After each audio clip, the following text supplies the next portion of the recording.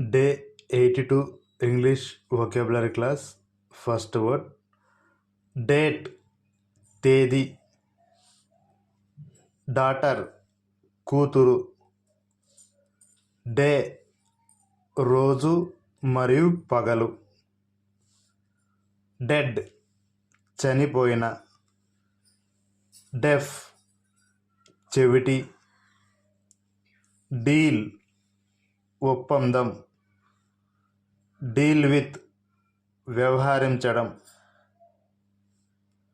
Dear, ప్రియమైన. Death, మరణం.